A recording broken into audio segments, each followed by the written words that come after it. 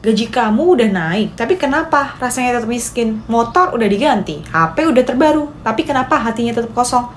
Mungkin yang harus kamu ganti itu bukan barangnya tahu, tapi mindsetnya. Hai, aku Diana Grani, balik lagi di ruang kecil kita, ruang tempat berbagi cerita, luka, dan harapan. Hari ini kita bakal ngobrol panjang, deep, dan jujur tentang sesuatu yang sebenarnya jadi akar dari kenapa hidup banyak orang tuh stuck di tempat mindset miskin. Jadi, tonton terus ya sampai akhir, karena jangan-jangan kamu termasuk di dalamnya.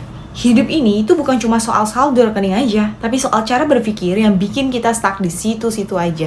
Kamu itu nggak miskin karena kamu nggak punya uang, tapi bisa jadi kamu nggak punya uang karena kamu belum siap ubah cara pikir kamu. Kita hidup di era dimana image lebih penting dari kenyataan. People would rather look rich than actually be rich. Daripada investasi, mending beli iPhone. Daripada nabung, mending nongkrong di tempat fancy. Karena takut dibilang biasa aja. Kalian tahu nggak kalau gengsi itu sebenarnya racun halus. Awalnya demi terlihat keren, lama-lama jadi gaya hidup. Masalahnya gaya hidup itu nggak dibayar pakai likes, tapi pakai uang. Dan kadang-kadang uang yang bahkan belum kamu punya.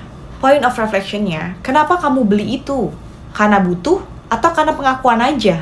Tahu nggak? Mindset miskin itu bukan tentang pendapatan kecil, tapi tentang gaya hidup lebih besar dari pemasukan. Membenarkan keadaan, takut berubah karena udah biasa begini.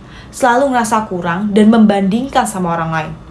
Mentalnya lain orang lain, kayak pemerintah, bos, keluarga, atau bahkan takdir. Gengsi dan utang itu kombinasi yang mematikan. Orang kaya beli barang mahal ya karena bisa. Orang miskin beli barang mahal karena ingin terlihat bisa. Beda banget kan? Tapi bener-bener memberatkan hidup kalian. Kalimat itu harsh, tapi real. Kartu kredit dikejar limit, pay later nunggak, semua demi tampil buat gaya aja, buat validasi dari orang-orang bahwa kita mampu, kita bisa. Ngutang emang bukan dosa, tapi kalau ngutang untuk memenuhi gengsi, kamu sudah memanggil lubang perlahan. Banyak orang gaji 5 juta, cicilan 3 juta, sisanya buat hidup, tapi masih bisa belanja Shopee tiap tanggal kembar. What for? Buat siapa? Coba deh, mulai hari ini kalian belajar menunda kesenangan. Delay gravitation bukan berarti pelit sama diri sendiri, no. Tapi tentang kasih diri kamu versi terbaik, bukan yang cepat tapi penuh utang. Gengsi adalah utang terselubung yang dibayar pakai mental, waktu, dan harga diri loh. Terus ada nih, pemikiran bahwa mindset salah soal anak dan rezeki. Mindset miskin juga mengatakan bahwa soal banyak anak itu banyak rezeki. Kita tumbuh dengan kalimat ini, tapi konteks zaman sekarang itu jauh berbeda. Banyak orang itu mengatakan, kalau banyak anak itu sama aja banyak rezeki, banyak berkah. Tapi kalau kamu gak siap mental, finansial, dan emosi, bisa jadi bumerang buat diri kamu sendiri. Anak itu amanah, bukan ATM masa depan. Banyak banget yang menganggap bahwa banyak anak banyak rezeki, karena ketika kita mengeluarkan satu finansial untuk mereka semua, ketika mereka besar, mereka bisa kembalikan dengan jumlah banyak, dengan jumlah sesuai anak. Tapi pada nyatanya kita semua nggak ada yang tahu masa depan seseorang, nggak ada yang tahu nasib seseorang ke depannya bakal gimana, termasuk anak-anak kita. Yang otomatis kita berharap bahwa mereka memiliki masa depan yang baik, mereka nanti sukses dan lain sebagainya, membanggakan orang tua. Tapi ingat, ketika mereka sukses itu bukan ATM untuk kita. Kita membesarkan anak adalah tugas dan tanggung jawab sebagai orang tua, bukan sebagai suatu kebutuhan untuk mereka bisa mengembalikan ketika mereka dewasa. Jadi ingat, itu bukan kewajiban anak untuk mengembalikan apa yang telah kita berikan kepada mereka. Mindset miskin bakal bilang, makin banyak anak, makin banyak rezeki kan? Mindset sehat bilang, rezeki memang datang tapi harus dibarengi dengan tanggung jawab. Sekarang, kalau hidup kamu masih banyak struggle, jangan tambah beban. Tambah kapasitas diri kamu dulu. Kapasitas yang aku maksud adalah kapasitas tanggung jawab, finansial, mentality, pikiran, dan waktu. Kalau rezeki, itu otomatis akan datang hanya karena anak, nggak akan ada keluarga miskin di dunia ini. Pada kenyataannya, banyak di luar sana yang punya banyak anak, tapi justru mereka semua terlantar. Mindset miskin selanjutnya adalah nyalahin privilege, pembelaan diri yang mematikan. Yes, privilege itu nyata, tapi menjadikannya alasan untuk menyerah, that's another mindset problem. Banyak banget orang memilih kalimat paling nyaman untuk membela keadaan. Dia mah enak, orang tuanya kaya. Dia mah bisa kuliah, sedangkan aku. Dia mah punya support system, sedangkan aku sendirian. Kalimat paling nyaman yang banyak banget orang utarain buat membela keadaan mereka. Misal nih, dia mah enak, orang tuanya kaya. Dia mah bisa kuliah, aku enggak. Dia punya support system, sedangkan aku sendirian. Yes, privilege itu nyata, tapi terus-terusan blaming privilege orang lain gak akan ningkatin value diri kamu. Yang ada, kamu akan stuck dengan keadaan dan meratapi nasib. Here's the truth.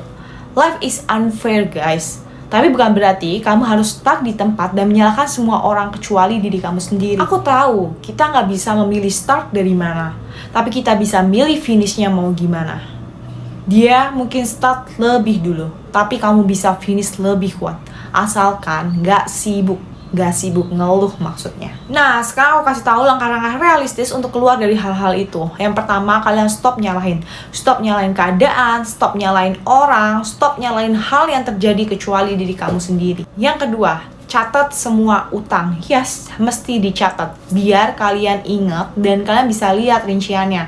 Jadi nggak ada yang ke-skip. Ketika kalian punya uang dengan jumlah yang sudah tertulis, langsung bayarin. Jangan gali lubang tutup lubang. Itu akan jauh nambah beban hidup kalian. Yang ketiga, bikin budgeting. Yaps, kamu harus rinci semua hal, semua pendapatan, semua pengeluaran. Karena kamu jadi bisa tahu nih, berapa uang yang harus dialokasikan untuk A, alokasikan untuk B, dan C, D, E, dan seterusnya. Keempat, turuni standar hidup, bukan martabat. Yes, bener banget. Kamu harus nuruni standar hidup kalian sesuai dengan kemampuan kalian. Kalian nggak bisa ngelihat orang A dengan gaya hidup tinggi karena mereka mampu, kamu mau menyesuaikan dia dengan memaksa keadaan. Yang ada kamu akan kepontang-panting, akan susah sendiri nantinya. Kalau kamu terus-terusan ngikutin gaya hidup orang, itu tuh nggak akan pernah berakhir rantai gaya hidup kamu. Tapi yang ada, hidup kamu yang bakal selesai. Yang selanjutnya, ubah lingkungan. Cari circle yang bangun, bukan banting. Yaps, bangun itu support yang bikin lu berkembang, yang bikin lu tuh makin growth dalam banyak hal. Bukan yang banting gaya sana-sini dan adu buat gaya hidup. Satu hal yang kamu harus tahu, growth mindset versus victim mindset. Growth mindset, aku bisa belajar keluar dari sini. Itu yang punya dipikir orang yang growth mindset. Tapi victim mindset, aku begini karena orang tua, karena pemerintah, karena sistem A, B, C menyalahkan keadaan. The moment kamu ambil tanggung jawab atas hidup kamu sendiri, di situ kamu mulai kaya. Even before uang datang. Capek kan ya pura-pura kaya? Capek kan hidup di balik topeng kuatmu? Kalau kamu baca ini, kamu denger ini, kamu lihat ini, berarti kamu siap berubah. Dan satu hal yang pasti, hidup itu bukan soal kelihatan mewah, tapi soal jadi cukup dan tetap punya arah. Like, comment, dan subscribe biar kalian gak ketinggalan info dari aku. Jangan lupa juga share video ini ke teman-teman kamu yang perlu wake up call. See you next video!